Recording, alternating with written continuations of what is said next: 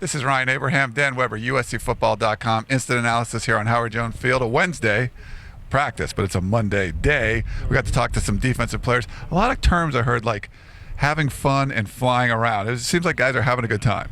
They really are. And it sounded different. You know, we were outside for much of the year, and now we're inside, but it sounds louder. There's a different sound to it.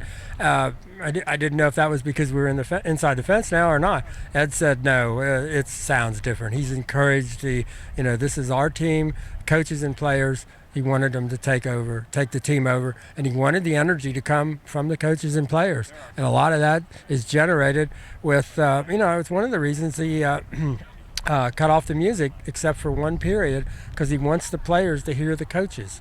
And so he said he's encouraged, some of the ones that you don't hear much. He said, they don't have to do it, but, he's encouraging them to, speak up, speak loudly, and make it clear what you expect. They mixed it up a little bit today. We got to see some ones versus twos, two versus ones. Typically at the end of practice, it's ones going against ones, but Ed Orgeron mixed it up. What was going on there? Well, I like that he said this is kind of an NFL way of doing it, where you want to emphasize speed. I mean, they're not going to take anybody to the ground because it was just shoulder pads and helmets and shorts, but I think they really emphasized. They had the second team going against the first team offense, the second team defense going against second team offense going against first team defense. And the emphasis was, we want you going full speed for 10 plays. Go really, really hard.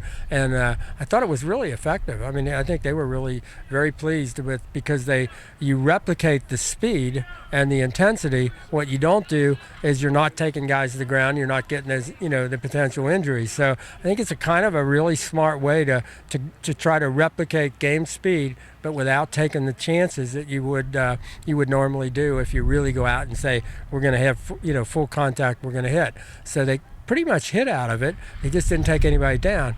And I think very smart. First time we've seen it, first time they've done it. I think a very smart solution to a problem when you're in a kind of a numbers crunch. We got to talk to some defensive players today, especially the defensive linemen.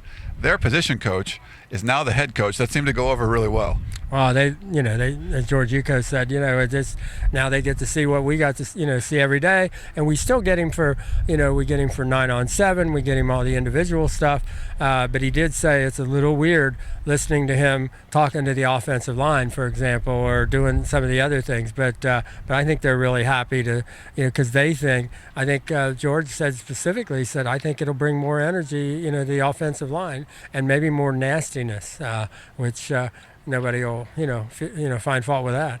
We didn't really get an injury update, but we did see Darius Rogers for half of practice, so that would be, I guess you could say 2.5 wide receivers, not enough. Even if 3 wide receivers, not enough for a Baylor starting lineup, but they're coming back there. We'll see what happens with Marquise Lee. We saw Cody Temple was practicing. What are some of the injury updates here? Well, I think today, afterwards, Ed said, very questionable about Marquise, but you never know.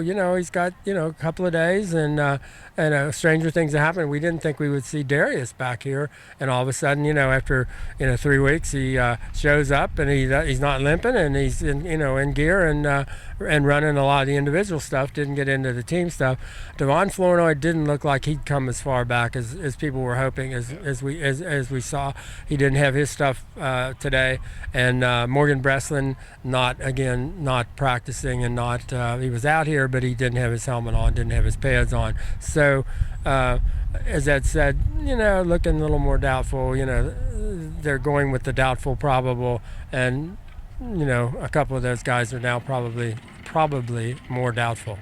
Probably more doubtful. I like that. All right. The injury report. All right. That wraps up. I would guess we could say Darius Rogers is probably more probable. Well put, Dan. All right. Well, that wraps it up here from Howard Jones Field. For Dan Weber, this is Ryan Abraham. Check out USCFootball.com for more.